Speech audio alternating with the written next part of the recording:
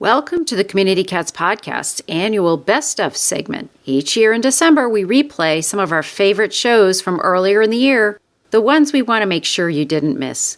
This week, we're playing episode 333, featuring Dr. Jennifer Conrad, founder of the Paw Project, an organization made up entirely of veterinarians working to end declawing in the United States and Canada. Jennifer and I discuss the realities of declawing and its effects on cats, as well as the Paw Project's claw-friendly certification for veterinary practices that agree not to declaw. Jennifer tells me about the surprising way she became interested in ending declawing, and we talk about recent and upcoming legislation and about how you can get involved. I hope you enjoy the replay of this truly inspirational episode of CCP and that it helps you turn your passion for cats into action around this important issue. You've tuned in to the Community Cats Podcast. Ready? Let's go.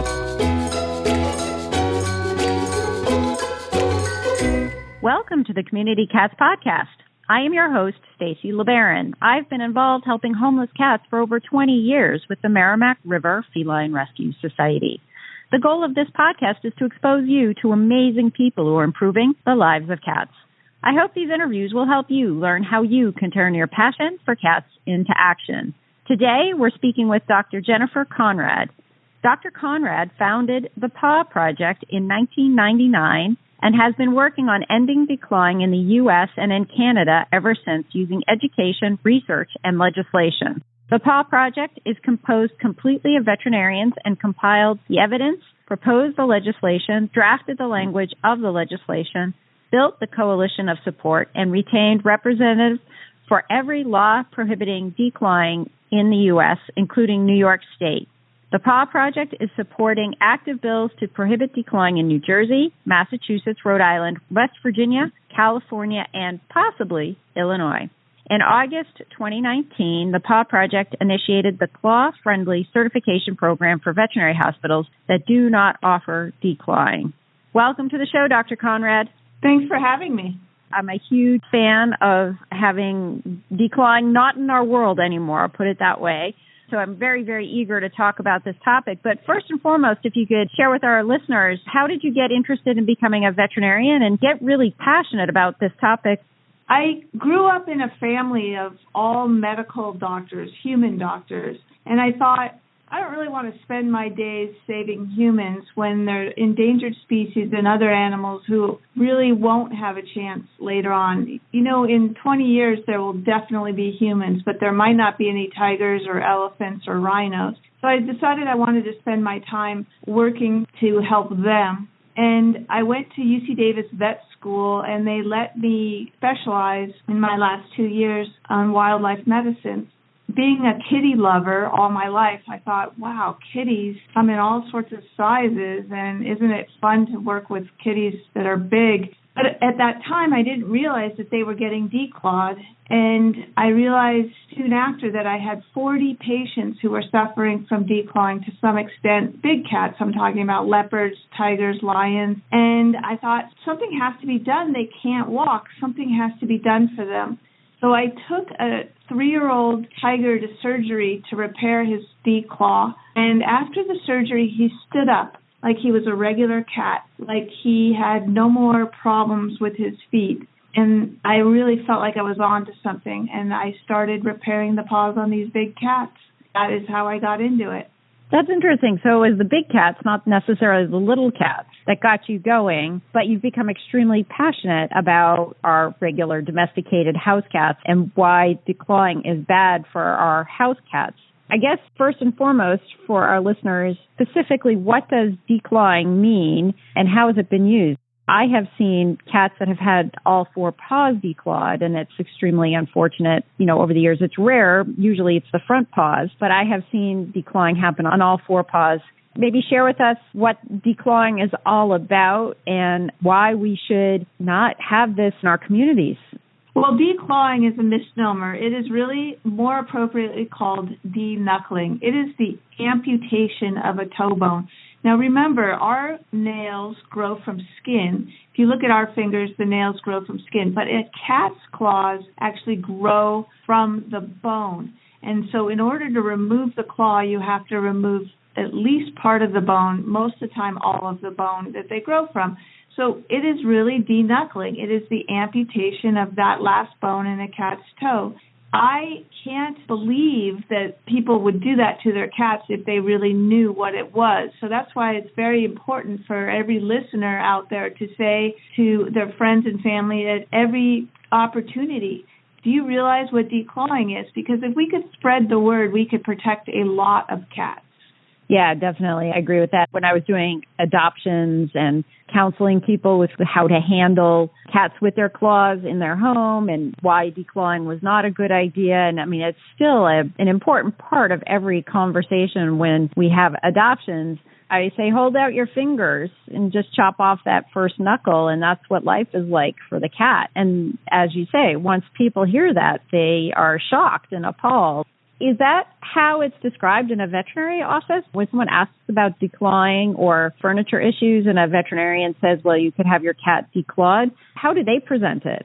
I think that veterinarians who are pro-declawing aren't going to say, hey, this is an amputation. It's one of the most painful surgeries in all of veterinary medicine that's routinely performed, and it's going to be 10 times that pain because we have to do 10 toes in the front and 8 toes in the back. They're not going to say it like that. Many of them even say, hey, it's the way I do it is different. I use a laser, which cost $40,000, and now I have 40,000 reasons to declaw your cat.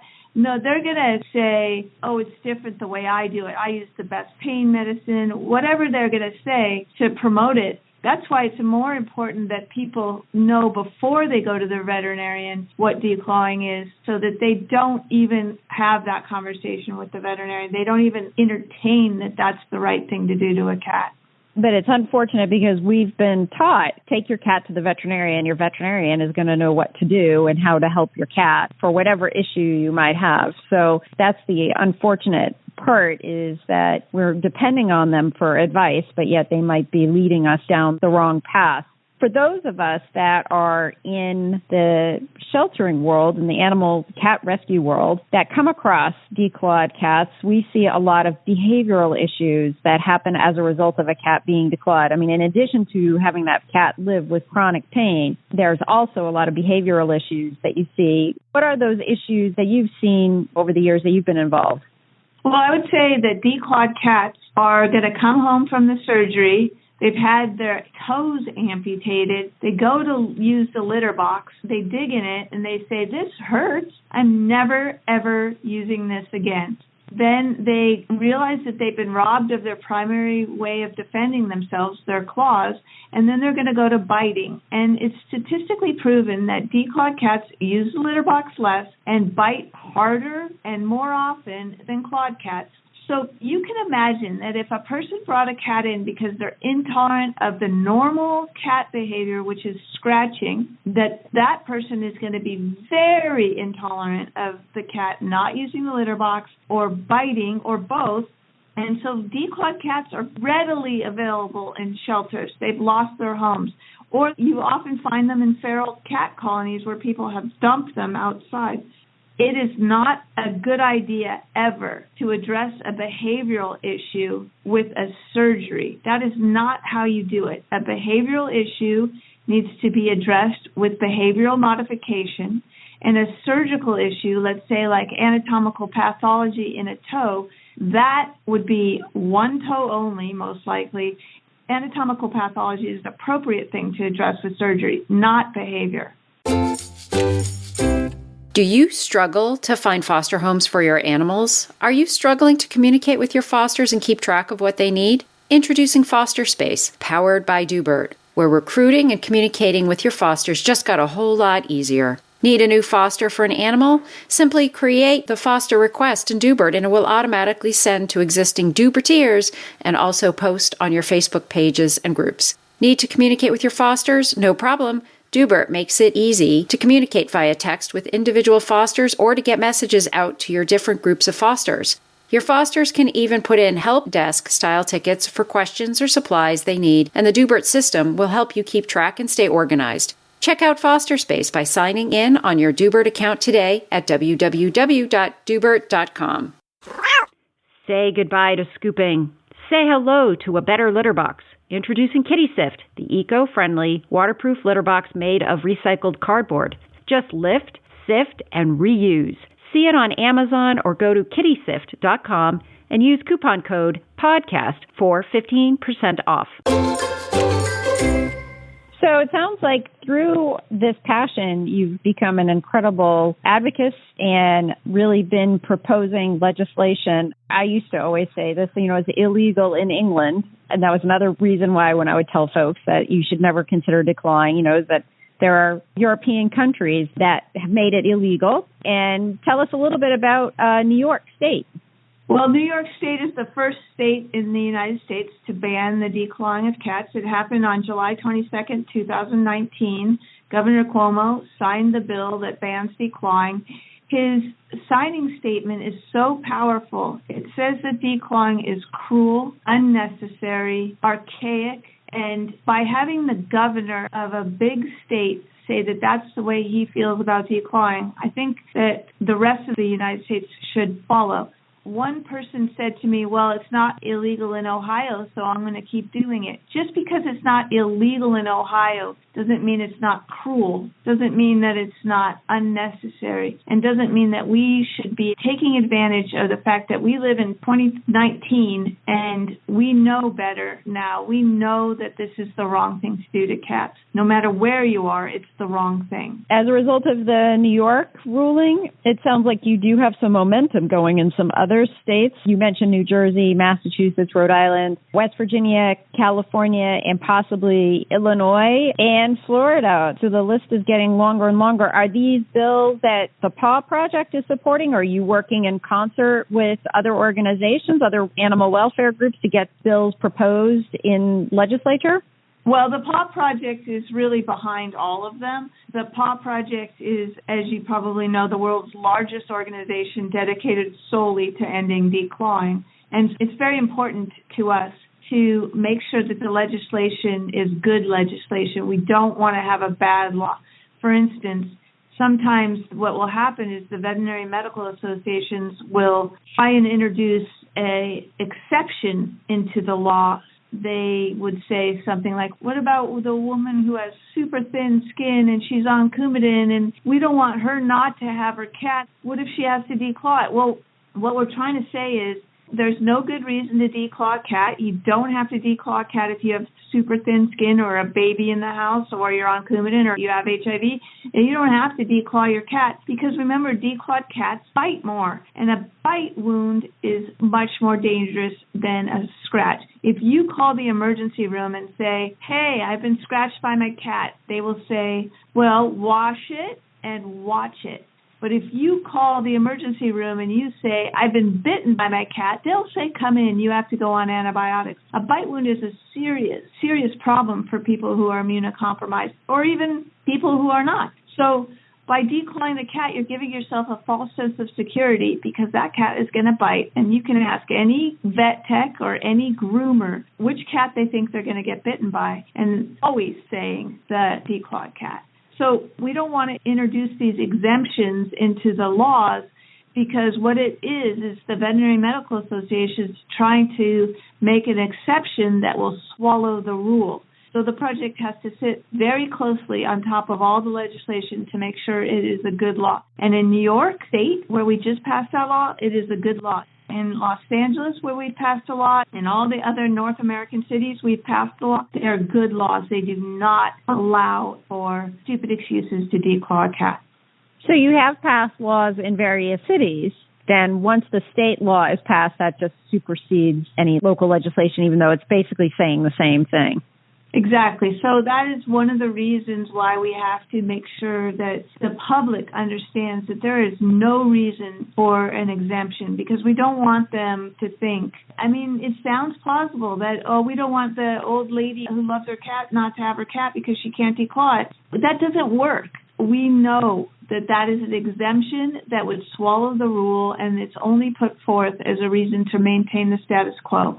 The important thing is that the Paw Project is 100% sure that cats are better off with their claws. And in fact, one of the most interesting things that we run into all the time, which I want your listeners to know, is that in 2009, we passed a series of laws in California. And that is, by the way, the subject of a movie called The Paw Project, which is streaming in multiple places, including Amazon Prime for free.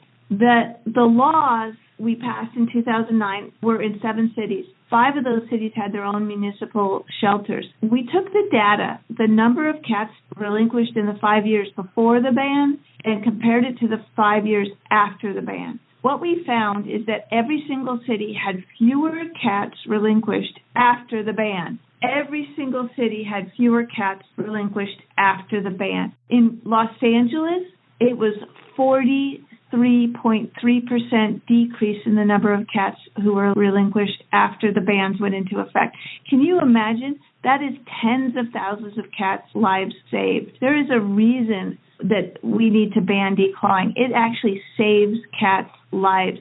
The head of LA City Animal Services is a woman named Brenda Barnett, and she absolutely attributes the decrease in the number of cats relinquished to the Los Angeles shelters, to the declaw ban. It is a marked difference in the 1-year jog.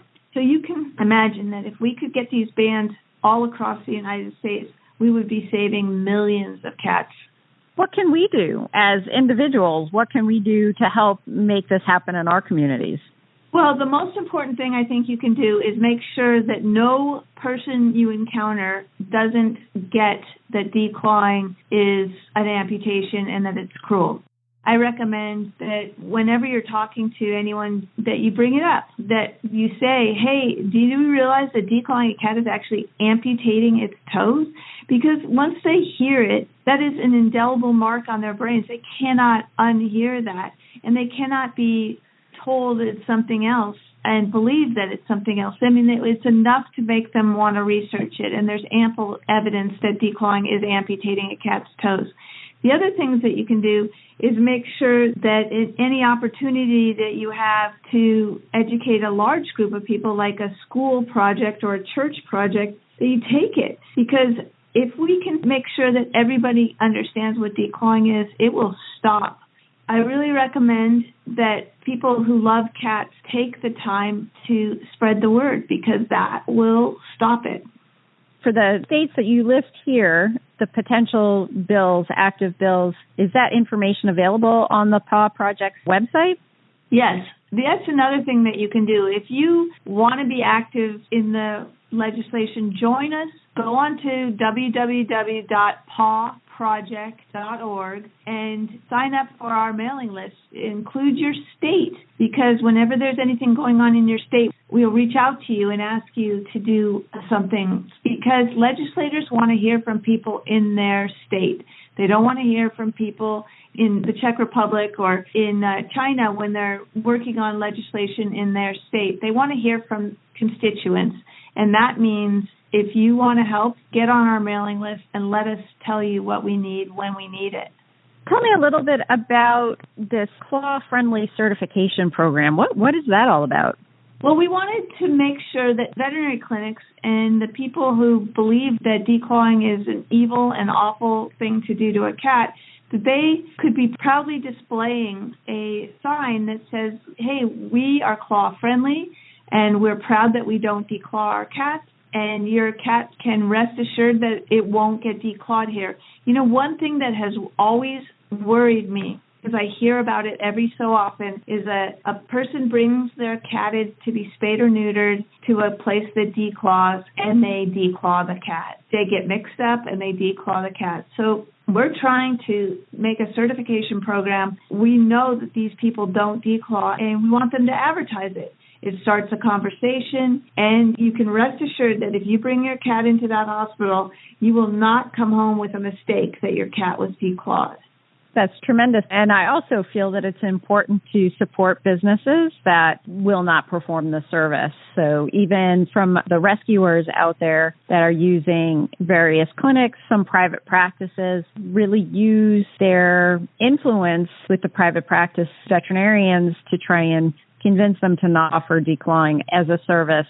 Is there something else that veterinarians can offer instead of declawing? I know that there are those nail caps. Do you have an opinion on the nail caps, or do you just recommend that folks use alternatives for scratching, like appropriate scratching posts and behavior modification? I believe that cats scratch is a natural behavior and that they should be allowed to scratch. I believe the nail caps are a good idea if you need some time to train your cat and you don't want the cat scratching before that. But I think that you can clip the claws, you can put the nail caps on while you're training the cat to the appropriate surface, but you have to let your cat choose what the appropriate surface is. A cat who's scratching on the wooden legs of a table probably would prefer a wooden scratching post. A cat who is scratching on carpet would probably prefer a carpet scratching post. So we have to adapt to the cat. Remember that a cat is scratching to mark territory and also to say, hey, this human is my human. So that's why they choose the couch that you sit on or the chair that you sit on. You have to put the scratching post in the middle of the room. It has to be somewhere where the cat feels like this is my territory. Very often I find people say, my cat doesn't use a scratching post, and I ask where it is. I mean, it's behind the dryer in the garage. That's not going to work. The cat needs to scratch where everyone is. It's territories. I would recommend that there are lots of humane alternatives, that declawing be completely wiped out of this country, and we just celebrate the fact that cats have claws and we can live with them just like the rest of the world lives with them. Dr. Conrad, if folks are interested in either playing a role or finding out more about the Paw Project, they should just go to your website? Well, the website is a good landing area. It's www.pawproject.org. We also are on Facebook at Paw Project, and we're on Instagram at Paw Project and on Twitter on Paw Project. But probably the website would be the best place to start. Is there anything else you'd like to share with our listeners today? Yes, I would like to remind listeners that when dealing with animals, there is a very important lesson that I want them to think about. And that is that when we deal with animals, many people say, I do things compassionately. Well, compassion has a wide berth. You can kill an animal unnecessarily with compassion, or you can declaw an animal with compassion. But if we change our perspective and we look through the eyes of empathy, would you be able to kill an animal unnecessarily with empathy? No. Would you be able to declaw an animal unnecessarily with empathy? No. So I really recommend that people take a step back and ask when they're working with animals, am I doing this with empathy? And am I doing what I would want done? And I think that will make the world a whole lot better for animals. Dr. Conrad, I want to thank you so much for agreeing to be a guest on my show, and I hope we'll have you on in the future with a long, long list of approved states. Yes, thank you so much for having me. Thank you for listening to the Community Cats podcast. I would really appreciate it if you would go to iTunes and leave a review of the show. It will help spread the word to help more community cats.